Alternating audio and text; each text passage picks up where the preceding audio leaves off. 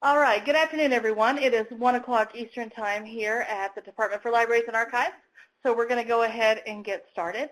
My name is Valerie Edgeworth, and I am one of the continuing education consultants here at KDLA, and we are very happy to present this Library Link Up webinar on programs for men in the library, and we are very fortunate today to have two different library systems here presenting for us. We have Amy and Jessica from the Perry County Public Library, and we also have Mike from the Scott County Public Library, and they're going to describe some of the programs that they have offered to help get men into the library and use our services. I'm going to go ahead and end our poll here, but we've got a lot of different programs here. If you want to share any more about these programs, feel free to go ahead and do so in the chat box. There's some great ideas out there.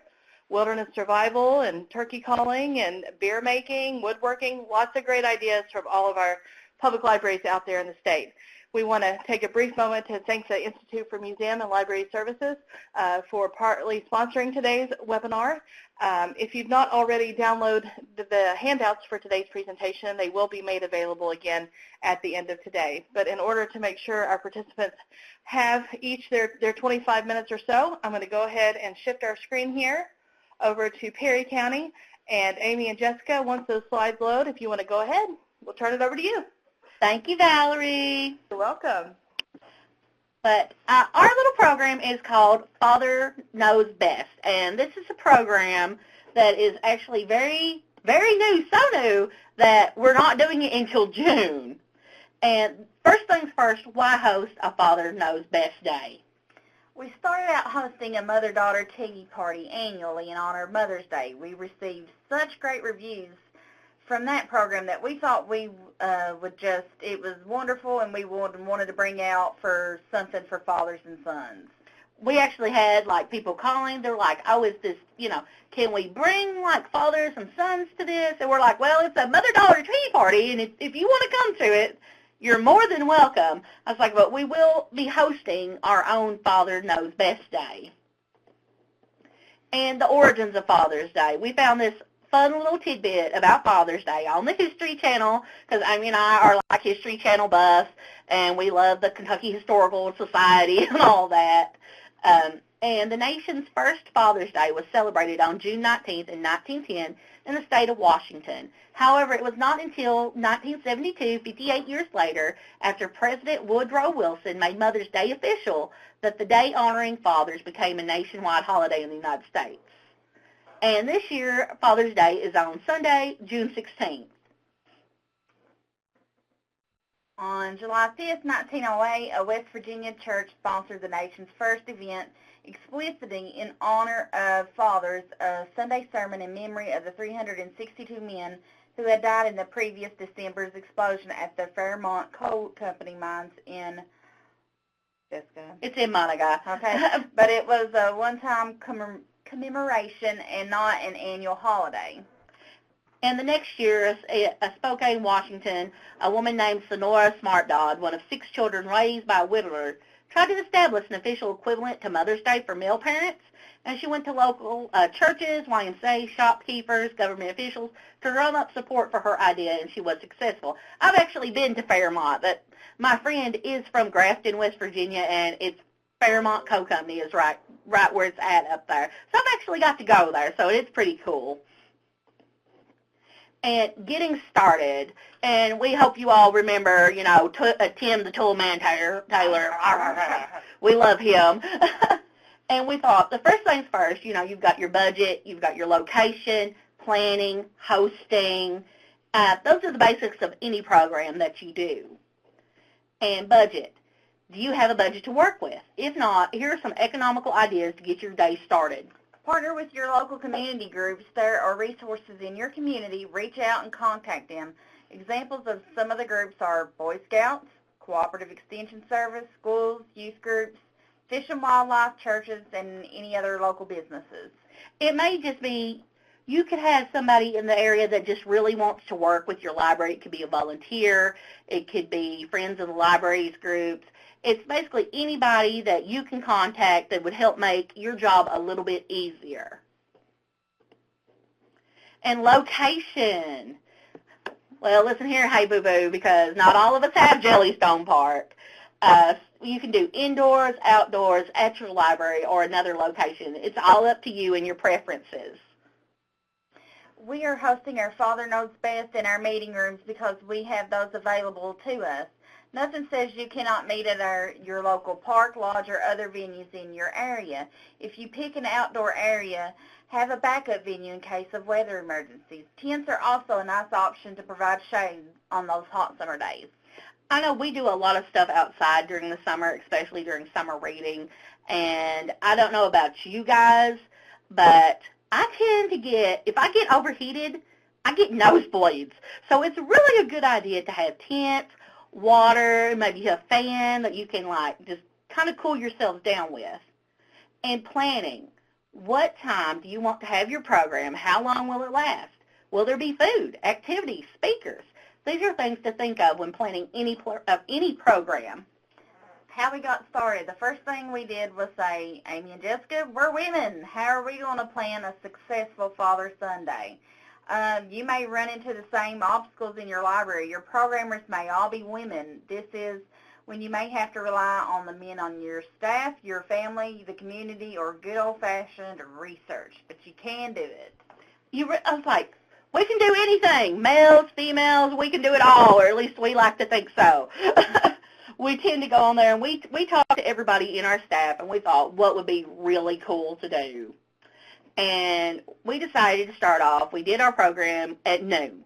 We chose 12 to 2 as our time and length of program. And we opted to provide lunch and have a speaker present to our fathers and sons.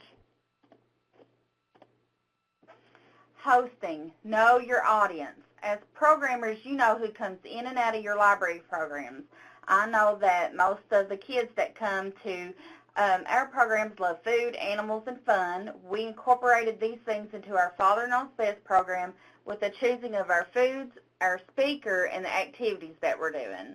It really is just knowing your community. And who knows your community best and the patrons that come into your library other than your programmers? That's what you're there for. You see these people, if you're like us, we have repeat patrons all the time. You get to know them. You might even know what they made on their last report card. I mean, it's those relationships that, you forge that it really does come in handy when you're planning your programs. Picking your food. You must feed me now. You do not actually have to provide food. But if you feed them, they will come. And if you're having a program that lasts over an hour, it's just a nice gesture to have some type of refreshments on hand. Our program is scheduled for 2 hours. And because of this, we are offering food. We decided to go simple. Hot dogs are a summer staple. This is something most adults and children enjoy. Be aware to ask about food allergies or restrictions when taking sign-ups. This is something that we have to be really aware of in our area. Not only in most of our staff, we have some type of food allergy. I myself have a nut allergy. We've got some on staff that I'm pretty sure all they do is drink water and breathe air. But we have plenty that have gluten allergies. We've got some that are vegan. We have some that are vegetarian. Just always try to offer some type of option for the people that are coming. Choosing a performer or performers for your program. Be prepared. Always have a backup. When choosing a speaker, please be aware that anything can happen. Murphy's Law is law. At first, we had contacted a local extension office service in our Tri-County area that hosted a raptor rehabilitation program. This program had an owl and an eagle. We had requested a contract, filled out the contract. We were prepared to pay. We were ready, or so we thought. We hit a snag with the paperwork and had to cancel the performer and go right back to the drawing board, the starting point. And luckily, we were able to contact the Kentucky Reptile Zoo. We were really fortunate, but I have to say I was so psyched for this program. I called, and I was like, yeah, we're going to do this. And, yeah, it did not pan out. And, unfortunately, that happens. Things come up. And what we have here, this is the information and a little tidbit from the Kentucky Reptile Zoo, and they are much more than just a cool tour. They're also a nonprofit, and they're a research business, So their number one priority is provide venom for anti-venom and for medical and pharmaceutical research to save lives. And a very close second is conservation of reptile species and public education through on-site tours and off-site programs. And as you can see, venom is against your making of anti-venom. And I am not a person that's overly fond of snakes, so I am very much Indiana Jones. Snakes. Why did it have to be snakes? But we have to say, I don't know, there's very few little boys and little girls that do not love creepy crawly things. We ordered the show of lifestyles of the sleek and scaly, which we thought was hilarious. And this program features a variety of reptiles centering on the diversity of the reptilian world and the unique characteristics of each individual creature. Learn how reptiles have adapted to their environment and the important role that they play in the natural world. And reptiles presented in the program range from young alligators to large pythons, and they'll actually bring a total of 6 live reptiles that are presented. And in the corner, I took this off of the Kentucky Reptile Zoo page, and I thought this was really neat. And this shows the FDA-approved medicines that have come from this research facility. And we thought that was just really cool that they were able to do this. What activities encourage father-son bonding? Any activity. Here are some examples of what we found. Hunting, fishing, chess, camping, comic books, cooking, grilling, hiking, reading, raising gardens or animals, wood carving, jewelry making, water sports, outdoor contact sports, arcades, indoor sports, video games, and more. It's all up to you and your likes. And I know you guys are thinking, jewelry making? Well, like everybody loves those paracord bracelets, and I actually bought 5 little sets on how to make the paracord jewelry. And if you've never seen that, you take a certain type of rope and you weave it, and you've got so many feet or yards of this as to use in an emergency situation. So we thought that would be pretty cool because it's kind of survivalish. So we really like the idea of that. Now, the cost-effective alternatives to performers. Like I said, not everybody can afford to just drop $400 or more for a performer to come in. Things are really expensive. And program funds can be tight. Sometimes you have to choose what you will spend your funds on. And here are some alternatives that can really be cost-effective when hosting a Father Knows Best Day. Do a movie day with popcorn, nachos, candy. Nothing says father-son bonding like watching movies like Indiana Jones, like all of them. I mean, we will call him all this. We love Indiana Jones up in this library. We just love it. Finding Nemo. Look how much love there is between Marlin and his son Nemo. We've got Back to the Future, which is just totally fun. I mean, you can't go wrong with Back to the Future. McFly. Miss McFly. The Lion King, you know, that one will be a little bit of a tearjerker for the ones that haven't seen it yet. And if you're doing this soon, this is one of those. That's right, Doc Brown, Valerie. Love it.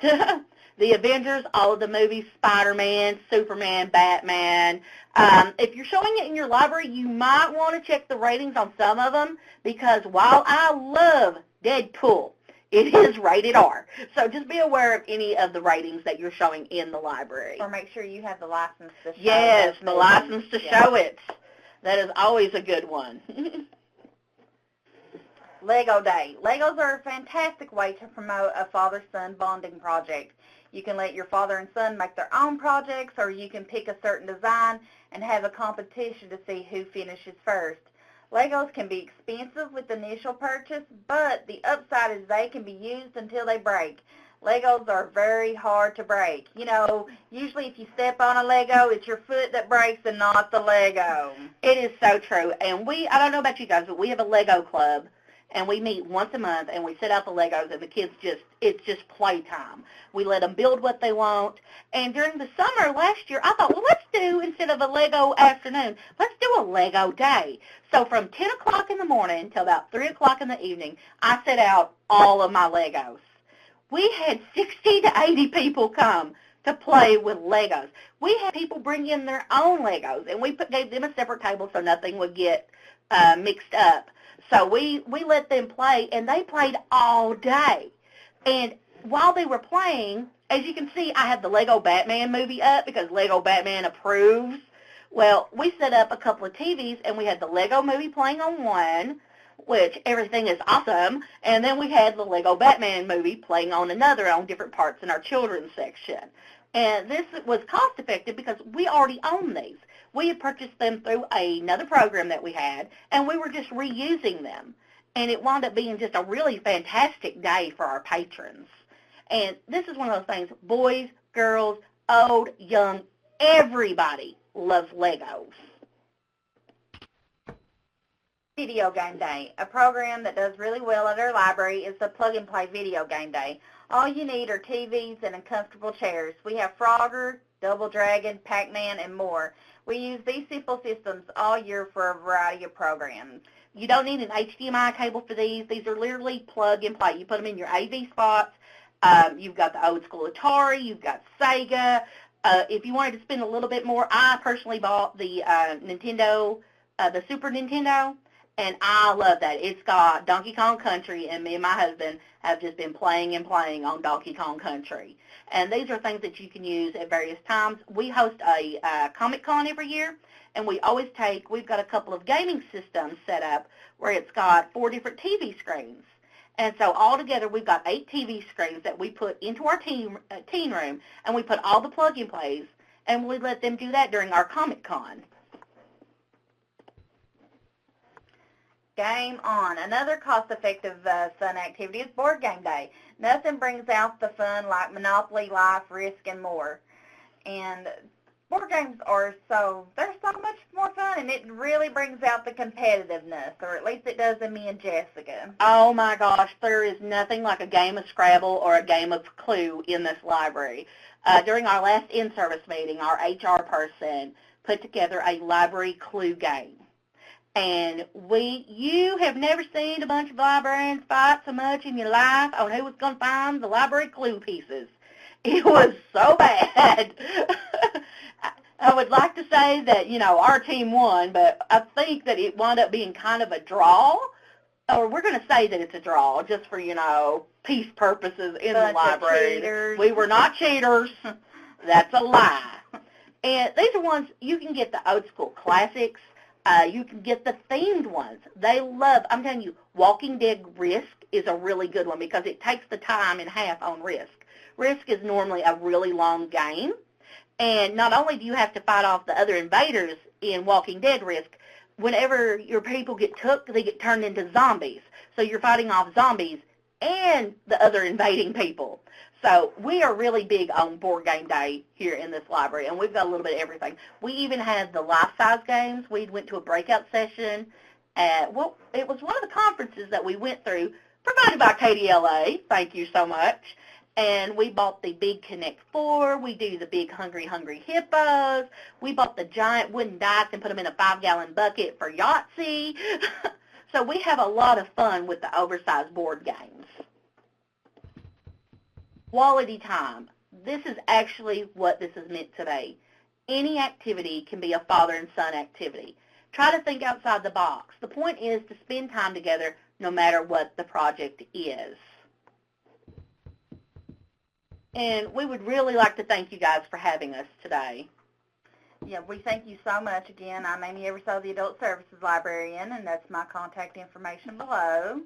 And my name is Jessica Chandler, and I'm the Children's Youth Service Librarian, and this is my contact information. And if anybody ever wants to contact us, we are in this building. It seems like more than 40 hours a week.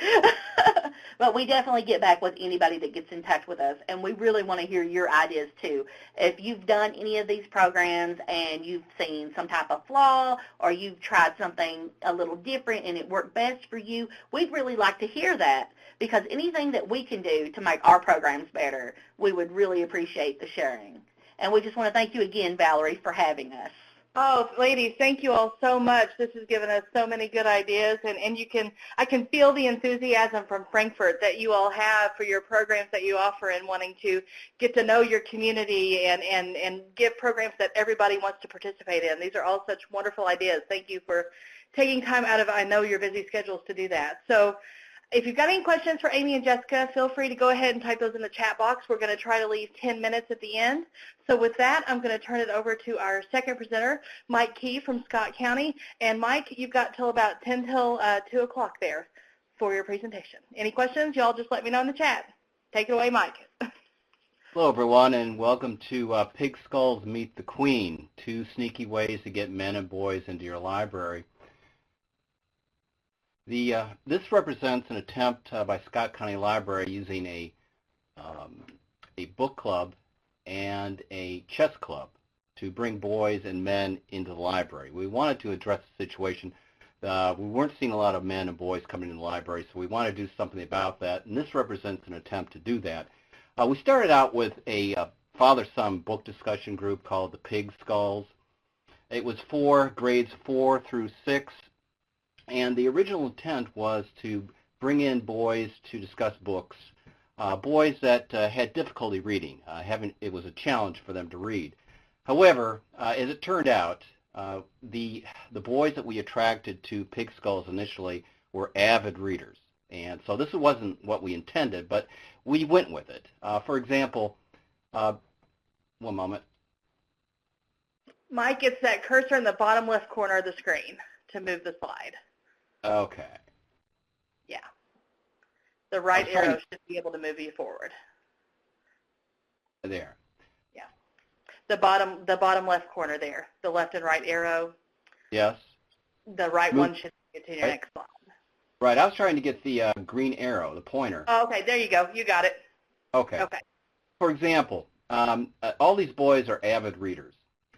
These are 4th graders, and this is in 2007, February 2007.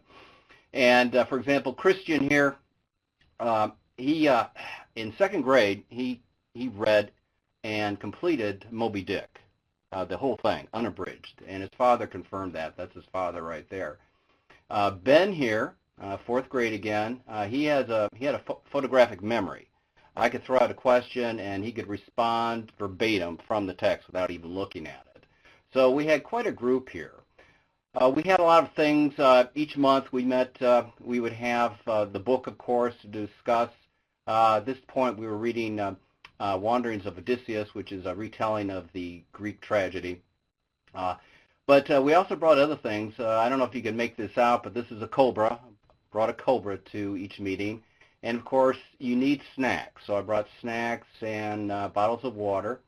And over here, this is the mascot. We're the Pig Skulls. So this is an actual pig skull. I picked it up in a swamp in Florida. I used to do a lot of hunting there for pigs. So I brought it to the meetings. And these turkey feathers are from my backyard. And I don't know if you can make this out, but this is a plastic arm. And each month, each meeting, we designated a boy as Sergeant at Arms. So this was his symbol to have at each meeting.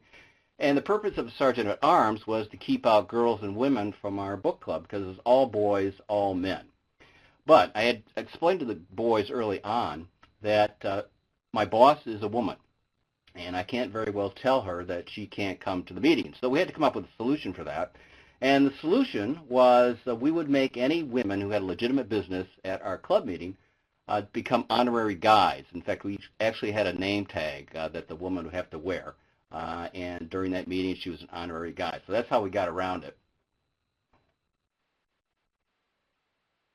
Now, a typical meeting, we met the 3rd Sunday of the month from 2 to 3 p.m. And I would make announcements about the next meeting and the book that we'd be discussing next. The discussion would get into the summary, or the plot, of course, and there would be spin-off discussions from that plot summary, various things. And I'd also ask them about their favorite and least favorite characters. That always generated a lot of discussion. Moral questions, would it make a good movie? That's a good question to ask the boys.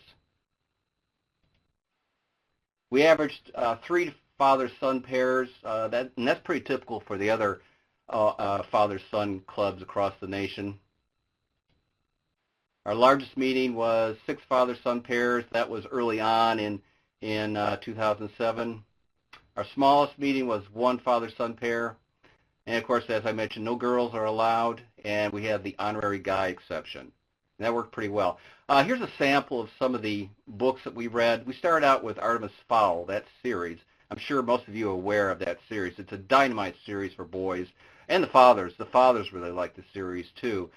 You can see that our first meeting in February 2007, we continued with Artemis Fowl through June 2007. Now, there are pros and cons of using a series, completing a series. First of all, the boys like the series. They like seeing the development of the characters. That's a plus. That's the pro side of this. But the con is that if you have a boy coming into the club late, maybe in April or May or something like that, they're getting into the middle of the discussion, and that's not good. So what I realized early on is not to do a complete series during the club meetings, but just introduce the boys to a series, and if they are so inclined, then they can go on and read the rest of the series. Here's some more books. Gary Paulson is popular. Will Hobbs, he's very much like Gary Paulson. In fact, I think I prefer Will Hobbs, and I think the boys did too. This is just one of the books we read, Wild Man Island. We'd also read Jason's Gold, which is about the gold rush in the Klondike, and then we also finished off with Far North, which is, again, takes place in the winter up in northern Canada. Call the Wild was very popular. Ranger's Apprentice, John Flanagan. This is a series, probably 13 books in the series, if I remember correctly. If I had to choose one book for boys, it would be this book, this series, Ranger's Apprentice. This is the first book in the series is Ruins of Gorlan. John Flanagan is an Aussie. He's from Australia, and he has everything going for him in this book, this series. It's got honor, it's got courage, it's got adventure, it's got great humor, it's got everything in it. And you can see the boys develop, the characters develop in this series. So again, if you had to choose one book, the Ranger's Apprentice series would be it. There are spin-offs of this series. There's the Brother Band Chronicles, which is about Viking boys growing up to be men. And then John Flanagan, the author, has also come up with a prequel for Ranger's Apprentice. Wanderings of Odysseus, Mary Sutcliffe. It's a retelling of Homer's Odyssey. You cannot go wrong with Greek mythology. Boys love Greek mythology. The Giver, Pig Scrolls. Again, that's Greek mythology, believe it or not. It's the Odyssey again, but from a pig's point of view, a talking pig's point of view. And it is absolutely hilarious. I don't know if any of you have read this book, but it is one of the funniest books I've ever read in my entire life. Black Potatoes. It's about the Irish potato famine during the 1848, 1850.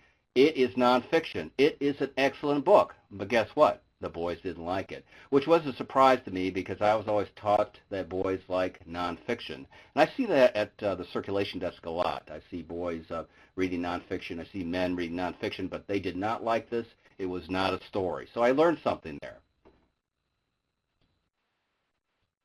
How do I select books? Well, first of all, you have to find books that are interesting. How do you do that? I learned some things from reading Artemis Fowl, Ruins of Gorlan, and Wanderings of Odysseus, and I'll talk about that later. Here's an important test to determine if a book will be interesting to boys. Does the book pass the cute test? Boys do not like cute books. So if you think a book is cute, if that's how you would characterize the book, don't use it. They don't like it. I can't tell you how many times my fellow librarians, all women, would come up to me with suggestions for a book club, and they would say something like, this book is cute. Well, I knew right away I wouldn't use it. So if it's cute, don't use it.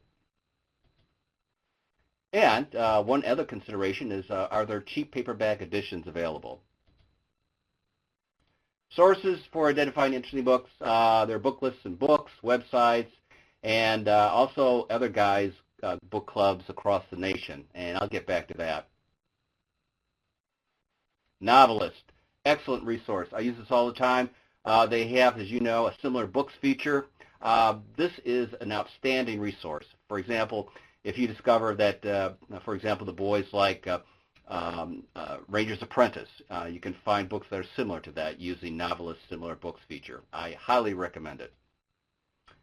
If you're working at the circulation desk, you'll see patterns. You'll see boys checking out books. You'll see men checking out books. You'll see patterns of what they like.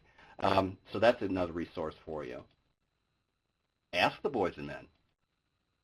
Listen to the moms. The moms know everything. They really do. They know what their sons are reading. Talk to the school librarians. I didn't do this too often, but it is worth a try. They know a lot about the kids. They know a lot about books. Observations.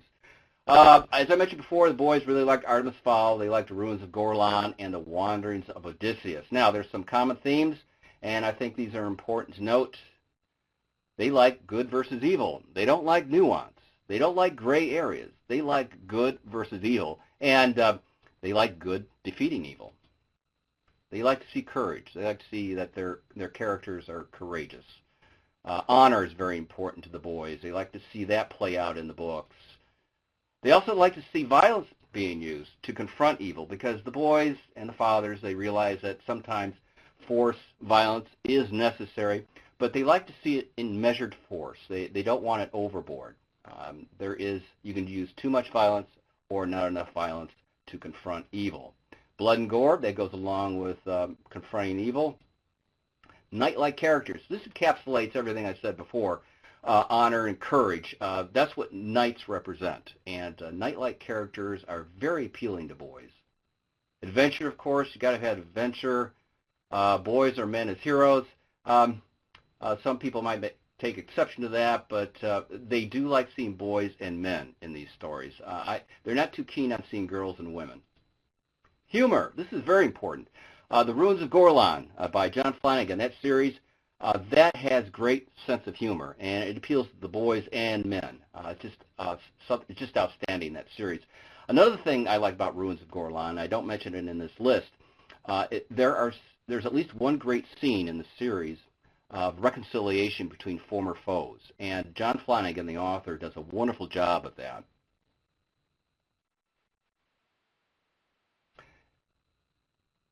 My experience was that I usually contacted or talked to the moms first about getting boys to join Pig Skulls, and the mothers would talk to the dads. That's the way it usually worked. And the boys would get excited about joining a club, but you have to have parental support. And actually what I mean is that you have to have the dads involved. If the dads don't want to get involved, the boys normally wouldn't show up for the meetings. So you must gain the parents' interest and support. Boys, as I mentioned before, like reading a series. I already discussed pros and cons of that. Now, as I mentioned before, we met the third Sunday of the month, and that went on for about 7 years, approximately. And that was a problem, not for the boys, but for me, because every Sunday, every third Sunday, I would have to go to the library, basically on my day off. I got paid for it, of course, but this was an extra Sunday I had to take out of the month. So I was, for 2 Sundays every month, I was going to the library to work. And it started to wear on me, so I got the bright idea, at least I thought it was a bright idea, of changing the monthly meetings to Monday evenings. I work Monday evenings, so I thought I could kill 2 birds with 1 stone. But guess what happened? No more Pig Skulls. The boys, the fathers didn't show up. And the reason being, at least the reason that I speculate, is that the new schedule, meeting Monday evenings, wasn't attractive to the fathers. They'd come home after a hard day at work, and the last thing they wanted to do was go to the library and talk about a book, maybe that they hadn't even read yet. So that doesn't work. So if I was to resurrect the Pig Skulls, if I was to do it again, this particular format, I would definitely go back to do it on a weekend, preferably a Sunday like I originally did it, because that seems to be the best day to get the dads there. I'm not willing at this point to go back doing that. Perhaps some of the other guys on the staff are willing to do it. We have more men on the staff, and I think that's an important consideration too I didn't mention before.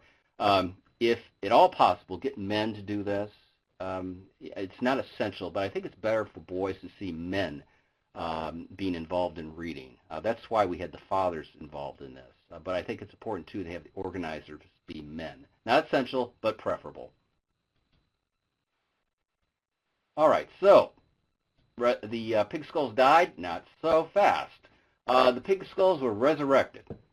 And what happened was that we had our last Pig Skull father-son group meet in, in the winter. No, it was it was January 2014. That was probably the last one. And what I did, I tried, after the Monday fiasco, I read an article about some principal, elementary school principal in Mississippi, who started a book club at his school for boys. And they would meet, I think it was once a month, in the library and have lunch and discuss books. So I thought this was a great idea. So I said, why can't we do this at Scott County Library? So we tried it. I contacted elementary school teachers and middle school teachers here in Scott County, and some of them said, sure, let's go try it. So we had 4th and 5th graders at the elementary schools, and we also had the 6th and 8th graders at the middle schools. The boys were allowed to bring lunch to the school library. I brought snacks. Snacks are always important. And this was very successful. This really worked. The boys were engaged, and I had a mix of reading abilities, which was the original intent of Pig Skulls. And it worked really well. The only problem I had was that I got burned out, just like I did with the original Pig Skulls. So this went on through, 2016, and it was working really well. We were going to Royal Spring Middle School, and we were also going to Southern Elementary School here in Scott County. And it was working really well. And I think what I'll do, I'm going to resurrect this sometime soon, maybe with myself or with one of the other male staffers. And it's important to get the support of the school librarians because they get the word out about the club, and they also select the boys, the readers, which helps you get that mix of reading abilities. I do encourage you to at least try this. This really works well, and the teachers and the boys and the parents really like it.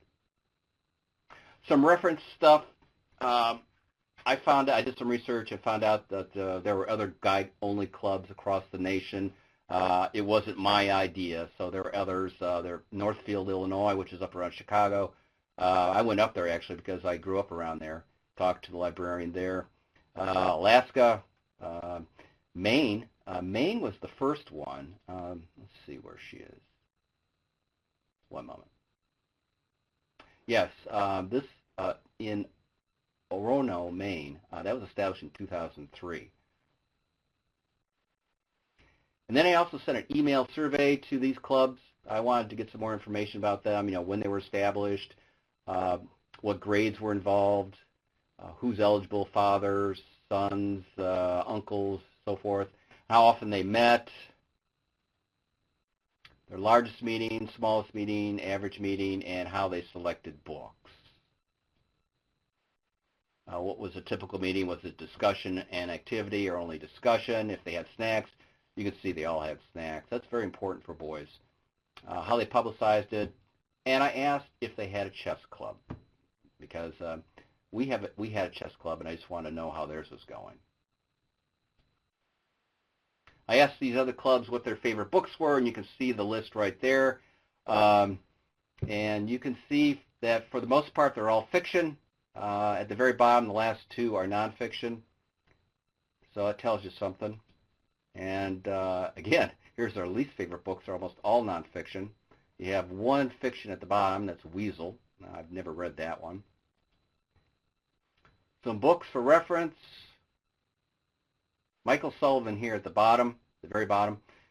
He's a very good resource. He's written some books for boys.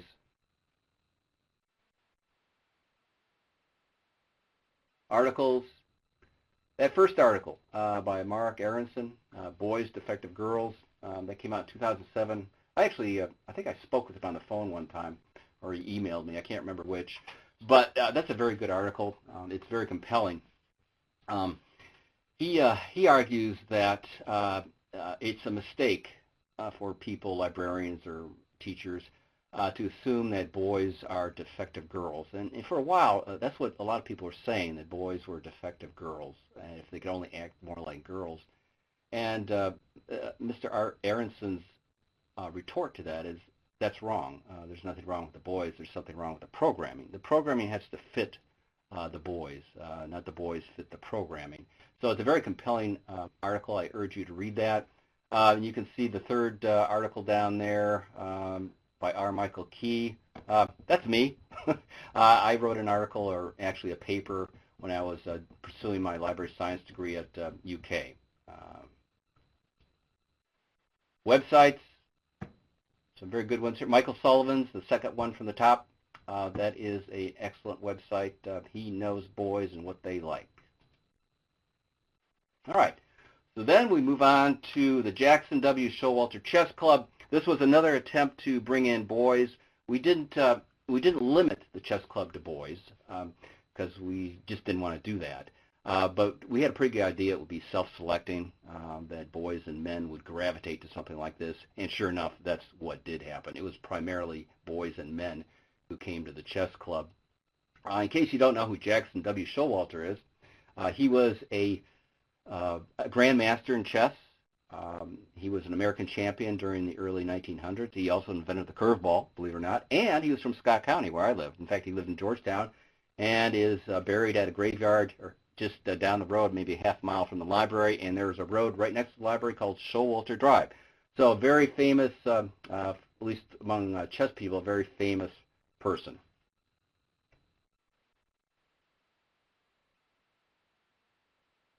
We started the club in October 2007, and then later on we renamed it the Jackson W. Showalter Chess Club. It was a partnership between the library and an avid chess player, a patron here at the library. He and I talked for some time, and he said he wanted to do it, and I said I want to do it, and I told him you're in charge. So that's how the partnership happened, and that's how the chess club happened. We had over 30 people sign up before the first meeting, and it grew to 50 members, mostly male. We met second and fourth Sundays of the month, 2 to 4 p.m. We normally had 25 members attend. The library provided room, free advertising, chess sets, clocks, and honorariums. Partner organizer, Jim is his name. He was the partner. He was fabulous. He was the dynamo. He was the driver of the club. And while he was there, it worked, and it worked really well. But the club went kaput when Jim left. His job situation changed, and he no longer could spend the time doing the chess club. And that was unfortunate because it was doing really well. This is the renaming ceremony. This was November 2007. We renamed the chess club to Jackson W. Showalter Chess Club. And these people, if I can get this green arrow to work, these people here are descendants of Jackson Showalter, and they still live in Scott County, and here, these people back here are descendants. This was a wonderful moment when we could be there together with his descendants to rename the club after him. This is the gentleman with his back to us in the red. That is Jim. And he is talking to, again, some of the descendants of Jackson Showalter. This is the ghost of Jackson Showalter. I had to use that because it's covering up the face of someone who didn't want to be portrayed in any pictures, so that's what I did. Young boys playing. That's a neat thing about this club. We had quite an age range.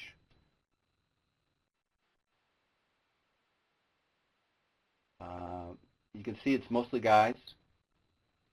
This lady here, she's there for the ride. I believe this is the wife of Ashley here. So she was there reading her book. I mean, it all worked. But you look over here. These guys are the same age. These guys are the same age. These guys, different ages. An elderly man and a young man.